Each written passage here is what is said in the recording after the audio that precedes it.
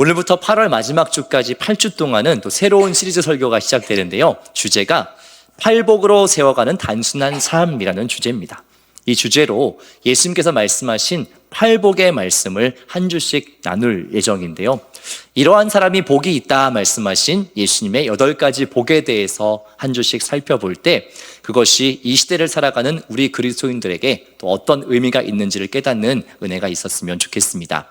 오늘은 첫 번째 시간으로 소비, 심령이 가난한 자의 복이라는 제목으로 팔복의 첫 번째 이야기를 시작합니다. 소비가 신처럼 되어버린 이 시대에 심령이 가난한 자로 산다는 것은 어떤 의미인지, 그리고 그러한 이들에게 하나님께서는 어떤 복을 주시는지를 구체적으로 발견하시는 은혜 있기를 주님의 이름으로 축원합니다. 오늘은 이런 질문으로 말씀을 열고자 하는데요. 여러분 혹시 멍 때린다 라는 말을 들어보셨습니까? 멍 때린다. 아시는 분 한번 손 들어보시겠어요? 멍 때린다. 처음 듣는 분은 좀 계시는 것 같아서. 멍 때린다라는 말은요, 그냥 이렇게 아무 생각 없이 멍하니 있는다는 것을 이제 멍 때린다라고 우리가 표현을 해요. 그리고 여기에서 다양한 단어들이 파생이 되는데 아시는 단어가 있는지 한번 들어보세요. 불멍, 물멍, 산멍, 바다멍, 달멍, 여러분 이런 많은 단어가 파생됐습니다. 뭔지 아시겠어요? 불멍 뭘까요? 불멍. 여기 첫 번째 왼쪽 위에 사진 보시면 이렇게 불을 붙여놓고, 이렇게 불을 붙여놓으면 이렇게 불꽃이 막 일렁일렁 하잖아요. 그거를 그냥 멍하니 가만히 바라보고 있는 게 불멍이에요. 그럼 물멍은 뭐예요? 그냥 이렇게 뭐 바다나 이렇게 이런 거 이렇게 물 흐르는 거, 그냥 그런 거, 아니면 뭐 이렇게 수족관의 어항 같은 거, 그냥 그런 거 이렇게 가만히 보고 있는 게 물멍입니다. 그리고 옆에 이렇게 보면 산멍도 있고, 이제 뭔지 아시겠죠? 달멍은 뭐예요, 그러면? 이렇게 보름달 같은 게 탁 뜨면은 그냥 저걸 가만히 보고 있는 게 달멍입니다. 그런데 여러분, 왜 이런 것들이 생겨났을까요? 옛날 같으면 이게 멍하니 있는 거를 그렇게 좋지 않게 생각했잖아요. 야, 집중해. 뭐해? 멍하니 있냐? 이렇게 옛날에는 안 좋게 얘기했던 것들인데 요즘은 아예 멍 때린다라는 단어도 있고 사람들이 어떻게든 이 멍 때리기 위해서 다양한 방법들을 찾고 있다라는 겁니다. 왜 그런가 생각해보면 그만큼 요즘 살아가는 이 현대인들이 바쁘고 분주하고 정신이 없으니까 오히려 어떻게 해서든지 돈을 내고 시간을 내서라도 이 멍 때릴 수 있는 찰나의 여유를 찾아서 사람들이 그렇게 열심히 멍을 때리고 있다는 사실입니다. 저는 이러한 시대의 모습을 이렇게 표현하고 싶어요. 과잉 시대라고 좀 표현을 해보고 싶습니다. 뭐냐면 모든 세상이 너무 다 뭐가 많고 넘쳐 있는 거예요. 잔뜩 포화되어 있어서 사람들이 오히려 이것 때문에 너무 피곤함과 피로감을 느끼는 시대가 되었다는 겁니다. 그러니까 거꾸로 어떻게 해서든지 멍 때릴 수 있는 이 여유를 찾아가지고 사람들이 막 돈도 쓰고 시간도 쓰고 그런 시대가 되었다라는 거죠. 여러분 여기 계신 분들 중에는 보릿고개를 경험한 분들이 계실 겁니다. 저는 보릿고개를 들어봤고 그냥 지식으로만 알고 있습니다. 직접 경험해 본 적이 없어요. 그만큼 우리가 이렇게 같은 자리에 있지만 여기에는 보릿고개를 경험하신 분도 계시고 그냥 저처럼 말만 듣고 그랬다더라 하고 알고 있는 사람들도 있습니다. 여러분 불과 이렇게 몇십 년 전만 해도 우리나라는요 실제로 모든 것이 부족해서 굉장히 힘든 나라였습니다. 먹을 것도 부족했고 입을 것도 부족했고 즐길 것도 부족해서 너무 힘든 그런 상황이었어요. 그런데 지금은 어떻습니까? 정반대가 되어버렸어요. 너무 뭐가 많아가지고 이제 힘든 세상이 되었다라는 겁니다. 물건을 살 때도 여러분 뭐 때문에 힘드세요? 종류가 너무 많아서 뭘 골라야 잘 고른 걸까? 이것 때문에 힘드시고요. 해야 될 일이 너무 많으니까 날마다 피곤하고요. 그리고 먹을 게 너무 많아서 여러분 이제는 뭘 걱정하세요? 어떻게 하면 덜 먹을까? 어떻게 하면 건강한 거 먹을까? 이런 고민을 하는 시대가 되었다라는 겁니다. 이러한 과잉 시대의 가장 큰 문제는 무엇이냐면 사람들의 마음 가운데 만족이 잘 없다는 거예요. 모든 것이 부족할 때는 요만큼 있어도 참 감사하고 행복했거든요. 근데 지금은 너무 모든 것이 풍족하고 만족하고 이러니까 우리가 무언가를 가져도 생각보다 감사하지도 않고 생각보다 그게 내 안에 기쁨도 아니에요. 그리고 계속해서 자꾸 뭐를 생각하게 되냐면 또 무언가를 더 가져야 될까? 뭔가 더 가져야 되지 않을까? 이런 시대가 되어버렸다라는 것입니다. 그러면 이런 과잉 시대를 살아가는 우리 그리스도인들은 어떻게 안전한 기준과 울타리를 찾을 수 있냐라는 것입니다. 우리는 하나님의 말씀 속에서 우리가 살아가는 이러한 과잉 시대, 너무나 모든 것이 많고 넘쳐서 우리가 힘들어진 이 시대의 기준을 우리는 말씀 가운데서 찾을 수 있습니다. 특별히 이미 2000년 전 가르침이지만 함께 읽은 이 예수님의 팔복의 말씀은 그 2000년 전에도 물론이거니와 오늘 살아가는 이 현대인들, 우리 시대의 사람들에게 너무나 중요한 지혜와 통찰력을 주는 말씀입니다. 그래서 8주 동안 우리가 이 말씀을 나누면서 우리가 살아가는 이 시대의 문제도 한번 살펴보고 그런 팔복으로 어떻게 우리가 새로운 대안을 찾을 수 있을까 하는 것을 보려고 하는 거예요. 오늘은 그 첫 번째 가르침으로 이 소비가 지배하는 시대 속에서 심령이 가난한 자가 어떻게 대안이 될 수 있는가 하는 것을 더 깊이 살펴보면 좋겠습니다. 여러분, 이번 한 주 동안 살면서 얼마를 사용하셨습니까? 혹시 기억하세요? 일주일 동안 내가 돈을 어느 정도 썼나? 늘 그런 것들 이렇게 체크하고 사시나요? 어떠세요? 반대로 한번 여쭤볼게요. 이번 주에 내가 살면서 돈을 하나도 쓰지 않고 어떠한 소비도 하지 않고 살았다 혹시 계십니까?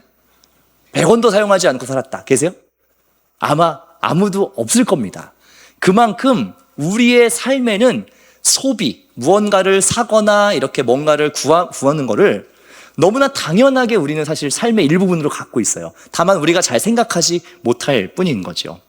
그런데 보통 우리가 무언가를 산다, 소비한다라고 했을 때 옛날에는 무언가 필요하고 실제로 없는 것을 사는 소비가 많았습니다.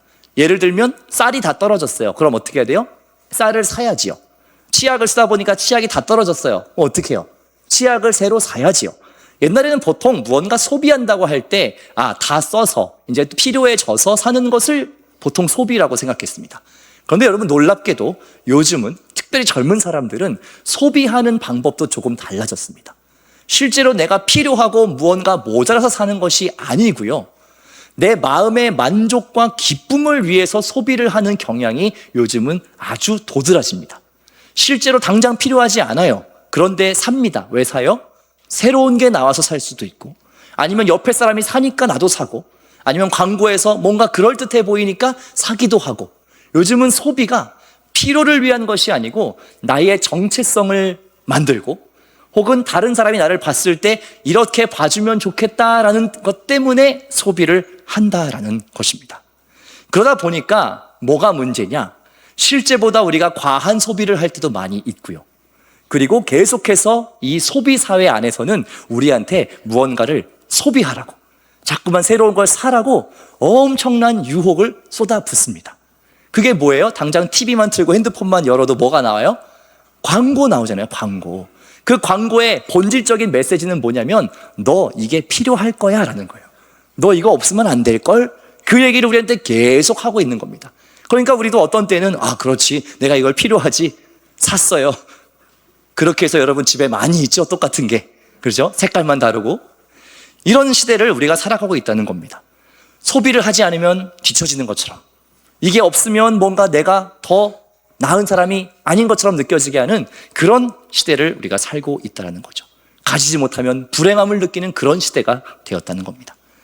그런데 이런 시대의 경향성은 진짜 큰 문제가 한 가지 있어요. 특별히 우리 신앙인들에게 아주 위험한 문제가 하나 있는데요. 계속해서 이렇게 나를 증명하기 위한 소비, 혹은 소비 자체가 주는 그 만족을 따라 자꾸만 소비 행위를 하다 보면 우리 신앙인들이 어떤 위험에 빠지냐? 하나님 없이 소비가 주는 그 기쁨으로도 살아갈 수 있다라고 착각하게 된다는 거예요. 여러분, 지금 표정이 아이고 목사님, 아무리 그래도 우리가 그 소비하는 걸 어떻게 하나님보다, 에이 목사님 어떻게 그런 말씀을 하세요? 우리가 신앙 있는 사람들인데 너무 지나친 걱정하시네요 라고 생각하시는 것 같은데 아닙니다. 여러분, 소비가요, 그 돈이 실제로 하나님의 자리를 대신할 수 있습니다.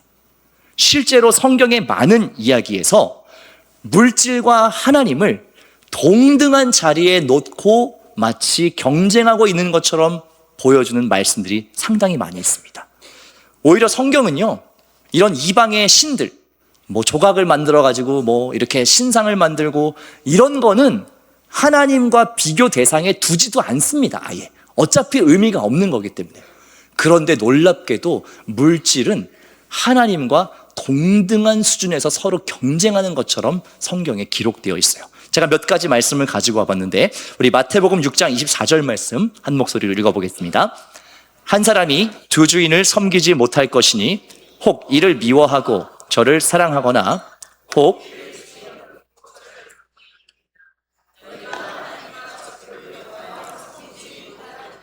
아멘. 여러분, 이 말씀에 보면 뭐라고 되어 있어요? 너희는 두 주인을 섬길 수 없다. 그런데 그 두 주인의 후보가 누굽니까? 하나님과 재물이에요. 그런데 이것을 너희가 같이 섬길 수는 없다라고 이야기를 해요. 어느 한쪽을 너희가 더 중요하게 섬기고 중요하게 여길 거다라고 이야기해요. 이어지는 누가복음 18장 말씀도 한번 같이 읽어볼까요? 시작. 예수께서 그를 보시고 이르시되 재물이 있는 자는 하나님의 나라에 들어가기가 얼마나 어려운지라고 이야기해요. 보세요. 재물이 있는 사람은 하나님 나라 들어가는 게 심히 어렵다라고 이야기합니다. 충돌하고 있다는 거예요. 두 가지가. 이처럼 하나님과 물질이 거의 동등한 위치에서 경쟁하는 것처럼 성경은 말하고 경고하고 있다는 겁니다. 저도 처음에는요, 설마 물질이 하나님의 자리에 있을 수 있나? 라고 생각을 해봤는데 곰곰이 말씀을 묵상하다가 제가 너무 소름 끼치는 사실을 한 가지 발견했어요. 여러분, 제 이야기를 한번 들어보시고 답해보세요. 여러분, 하나님께서는 우리에게 기쁨을 주십니다. 아멘이세요? 아멘이죠? 그런데 놀랍게도 돈을 소비할 때 여러분들에게 기쁨이 있습니다. 맞습니까? 하나님께서는 우리에게 위로를 주십니다. 여러분, 아멘이시죠? 네, 여러분, 돈과 소비 또한 여러분들에게 적지 않은 위로를 줄 겁니다. 그렇죠? 하나님께서 우리에게 평안을 주십니다. 아멘이세요? 여러분의 넉넉한 통장 잔고가 여러분들에게 평안을 줄 거예요. 안정감이 된다니까요. 하나님께서 여러분들에게 소망을 주십니다. 맞습니까? 예, 여러분의 넉넉한 소유가 여러분의 장래의 소망처럼 느껴지실 겁니다. 여러분 어떠세요? 무서울 정도로 유사하지 않습니까? 하나님께서 우리에게 주시는 많은 좋은 것들이 그 상당한 부분을 물질과 소비도 비슷하게 흉내낼 수 있다는 사실이에요. 여러분, 이 말씀은 가볍지 않게 여러분 들으셔야 합니다. 그래서 예수님께서도 다른 어떤 것보다 이 물질, 소비, 이 돈이 주는 그 힘이 사람에게 가장 강력한 우상이 될 수 있다라고 늘 경고하셨습니다. 그러면 여러분, 이처럼 돈과 소비, 그것이 하나님의 자리를 대신하는 이 시대에 우리는 어떻게 이런 위험으로부터 우리를 스스로 지켜갈 수 있을까요? 예수님께서 말씀하신 그 팔복, 이 중에서도 심령이 가난한 자라고 하는 이 말씀에 아주 중요한 단서가 있습니다.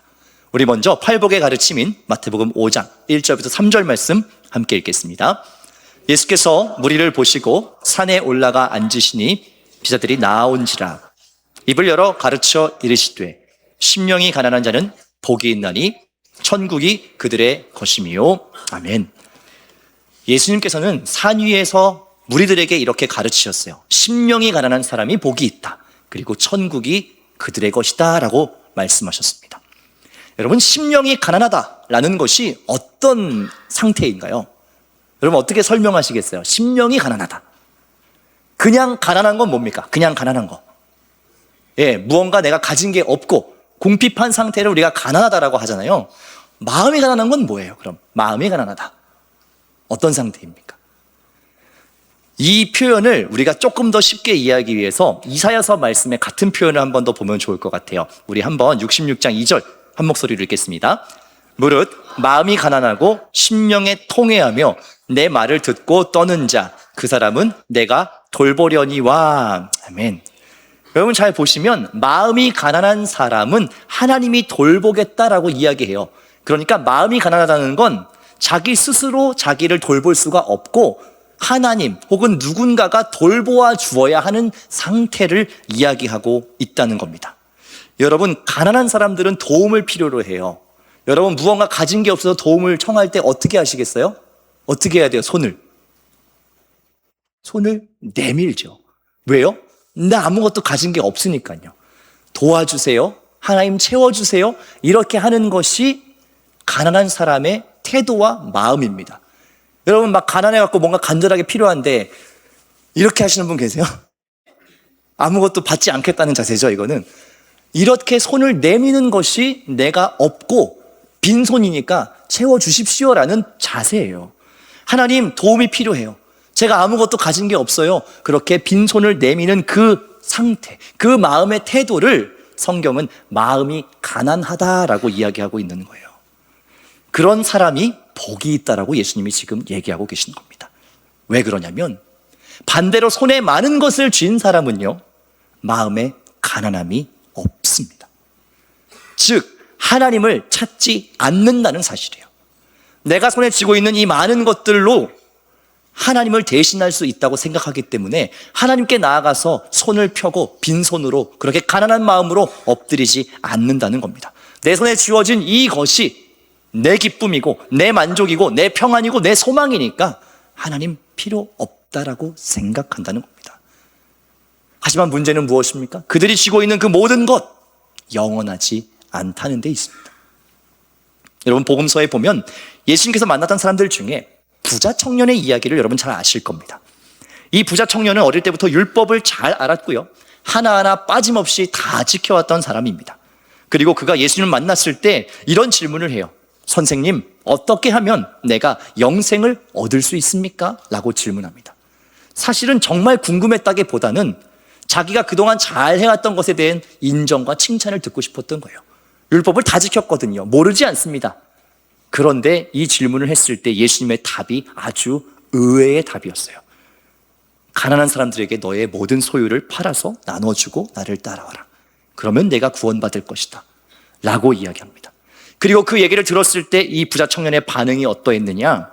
그 사람이 큰 부자이므로 이 말씀을 듣고 심히 근심하며 떠나갔다라고 기록되어 있습니다. 이 말씀을 듣고 심히 근심했다는 것은 무언가 마음에 걸렸다는 거예요. 그 얘기를 들었을 때 그걸 내가 하고자 하는 그 마음이 동하지 않았다는 거예요. 마음에 염려가 되었다는 거예요. 내가 이걸 다 팔면 안 돼. 그 마음의 근심 때문에 결국은 주님을 따르지 못하고 떠나가게 되었다라는 거죠. 어떻게 하면 영생을 얻겠습니까? 라고 질문했지만 사실은 그 영원한 것보다 이 땅에 썩어질 것들, 유한한 그것을 여전히 쥐고 있었다는 겁니다. 그리고 바로 이어지는 누가복음 19장에 오늘 우리가 함께 읽었던 세리 삭개오의 이야기가 등장하는 거죠. 여러분, 삭개오의 이야기는 여러분 잘 아실 텐데요, 삭개오는 직업이 세리였습니다. 세리는 뭐냐면 세금 걷는 세금 징수원이에요. 그런데 문제는 뭐냐면 이 사람이 로마의 세금 징수원이라는 겁니다. 지금 이스라엘 백성들이 로마의 통치를 받고 있잖아요. 그런데 삭개오는 자기가 유대인이면서 이 로마의 세관에 취업을 한 거예요. 그리고서 로마에게 바칠 세금을 걷는 그 일을 열심히도 했습니다. 누구를 대상으로요? 자기 백성인 유대인들을 향해서. 그러니까 이 유대인들이 세리 삭개오를 바라봤을 때 얼마나 이 마음에 미움과 분함이 가득하겠어요. 얼마나 밉겠어요. 자기 동족의 고혈을 빨아가지고 이 세금을 다 걷어가지고 로마에 갖다 바칩니다. 그 중간에 자기가 어느 정도 착복까지 해요. 많이 걷어가지고 요만큼 바치고 자기가 갖고 이런 일들을 하니까 얼마나 많은 사람들이 미워했겠습니까? 어쩌면 삭개오는 그 당시 로마를 움직이던 권력과 이 물질의 힘을 누구보다 기민하게 파악했던 사람이에요. 그리고 그것을 어떻게 이용해야 되는지를 너무나 잘 알았던 사람입니다. 그런데 이 삭개오의 삶에도 해결되지 않는 문제가 하나 있었죠. 그것은 뭐냐면 자기의 마음 가운데에 해결되지 않는 무거운 문제, 정체성에 대한 문제가 있었어요. 자기가 돈을 쌓으면 쌓을수록, 아무리 많이 가질수록 사람들은 자기를 존경하거나 그렇게 예우하기는커녕 오히려 더 수군거리고 더 삿대질하기 시작하는 것이었습니다. 저런 사람 같지도 않은 놈, 저런 버러지 같은 놈, 우리 민족의 고혈을 빨아먹는 원수. 그러니까 삭개오는 돈은 정말 원 없이 가지고 있었지만 마음속에 정말 바랬던 인정과 사랑, 그것을 어떻게 해도 가질 수가 없었던 거예요. 심지어 그는 키가 좀 작은 사람이었거든요. 어쩌면 삭개오가 돈이 되는 일이라면 뭐든지 하기 시작한 것은 자기가 가지고 있던 그 열등감을 소유로 채우고 극복할 수 있다고 생각했기 때문인지도 모릅니다. 그런 삭개오에게 예수님에 대한 이야기가 들려오죠. 그리고 삭개오는 궁금해집니다. 예수님에 대한 이야기를 들어보니, 그 많은 소문을 들어보니 평범한 분 같지가 않아요. 혹시 그분이라면 내 마음속에 이 깊은 문제를 해결할 수 있지 않을까, 그런 기대를 가지고 돌무화과 나무 위로 올라갔습니다. 그런데 그때 그 나무 위에 있는 삭개오를 예수님께서 발견하시고 이렇게 말씀하시죠. 삭개오야, 내려와라. 삭개오야, 내려와라. 여러분, 이 짧은 한마디, 예수님의 이 말씀은 삭개오의 인생에 너무나 큰 균열을 일으키는 말씀이었어요. 삭개오야라는 이 이름으로 불리는 그 일을 삭개오는 너무나 오랜만에 듣게 됐어요. 그동안은 삭개오의 이름이 필요가 없었습니다. 그를 수식하는 온갖 저주스러운 말들이 자기의 이름을 대신했어요. 비열한 인간, 버러지 같은 인간, 이런 것이 삭개오의 이름이었습니다. 그런데 예수님께서 오셔서 삭개오야, 그 이름을 불러주시는 거예요. 그리고 뭐라고 말씀하세요? 거기에서 내려와라. 이 내려오라는 이야기는 단순히 그 나무에서 땅으로 내려오라는 이야기, 그것만이 아니고요. 네가 그동안 그 모든 물질을 통하여서 높이 올라가고자 했던, 너를 그것으로 증명하고자 했던 그 자리에서 내려오라는 이야기예요. 그것이 너를 자유롭게 하지 못하니, 그것이 너에게 진짜 만족을 주지 못하니 그 자리에서 내려오라고 이야기를 하는 겁니다. 그리고 그 이야기를 듣자 삭개오가 마음이 다 녹아집니다. 그동안은 아무도 자기를 그렇게 이름으로 불러주지 않았어요. 그리고 다가와 주지 않았습니다. 그런데 예수님께서 자기의 집에 머물겠다, 내가 오늘 너의 집에서 하룻밤을 같이 시간을 보내겠다, 이렇게 이야기를 하니까 삭개오의 마음이 다 녹아내린 겁니다. 그리고 예수님께 삭개오가 이렇게 자발적으로 이야기합니다. 누가복음 19장 8절부터 10절 말씀 함께 읽겠습니다. 삭개오가 서서 주께 여짜오되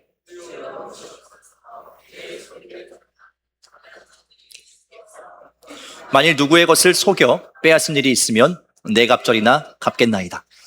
예수께서 이르시되 오늘 구원이 이 집에 이르렀으니 이 사람도 아브라함의 자손임이로다. 인자가 온 것은 잃어버린 자를 찾아 구원하려 함이니라.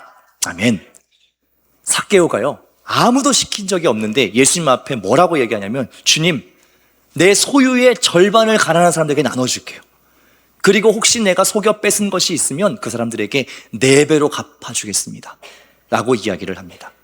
여러분, 이것이 얼마나 놀라운 얘기냐면, 실제로 율법에 누군가의 것을 뺏거나 혹은 뭔가를 망가뜨리거나 하면 그 중에 5분의 1, 20%를 변상해야 되는 조건이 실제 율법에 속건제라고 하는 것에 있습니다. 20%. 그런데 지금 삭개오는 뭐라고 얘기해요?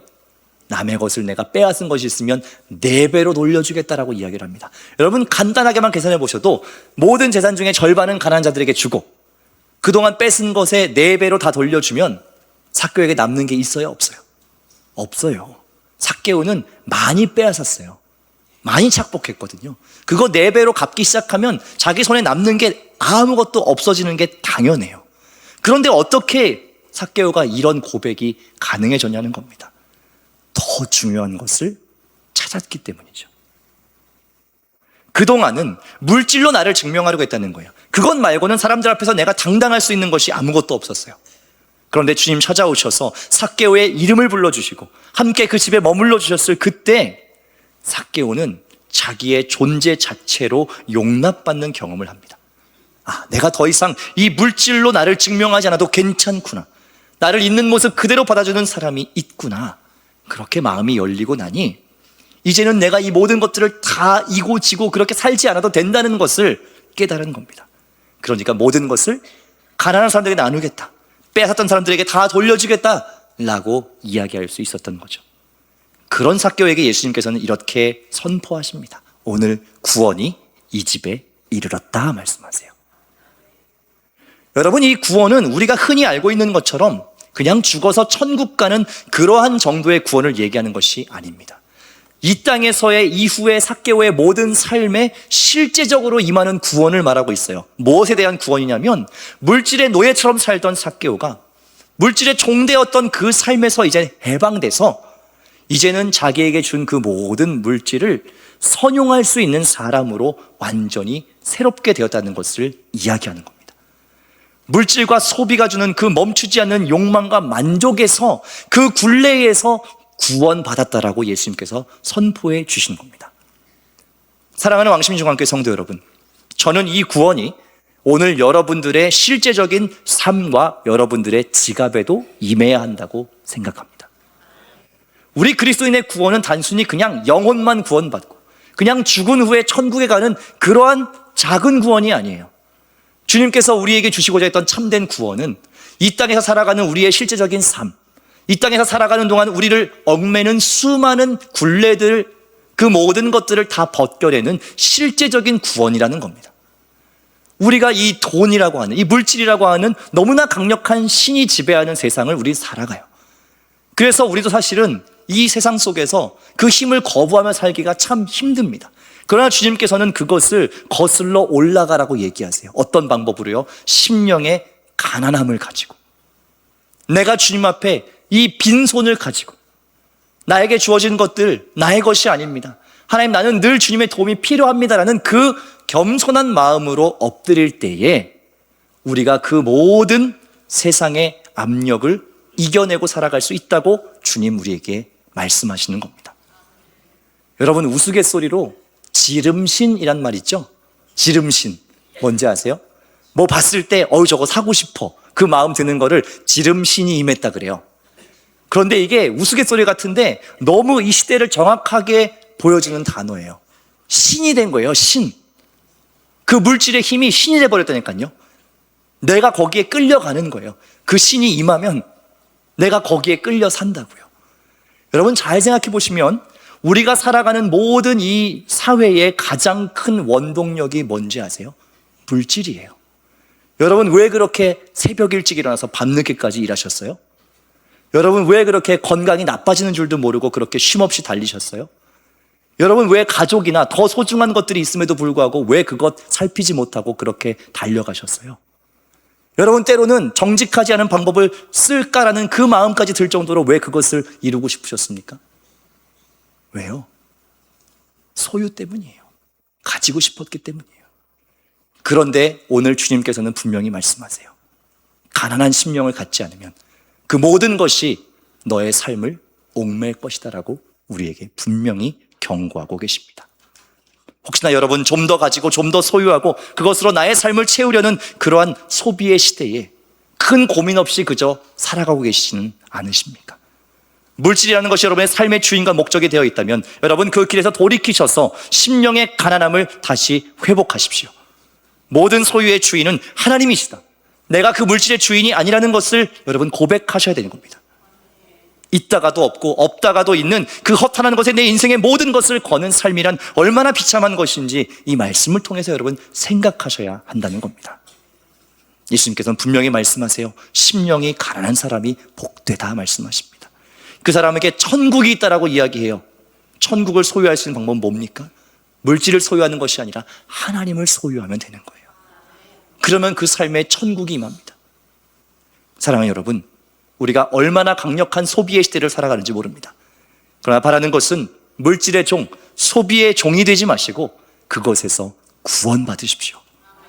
그러한 참된 구원이 우리의 삶에 실제적으로 필요합니다. 여러분, 참으로 구원받으시기를 원합니다. 그리하여서 늘 하나님을 향해 목마른 존재로 변화된 삭개오처럼 우리에게 허락된 모든 물질과 삶의 자원을 하나님 나라와 우리의 이웃들을 향해 선용할 수 있는 그러한 가장 복된 인생 살아가시는 저와 여러분들, 우리 왕신이 중앙교회 모든 성도님들 되시기를 주님의 이름으로 축원합니다. 아멘.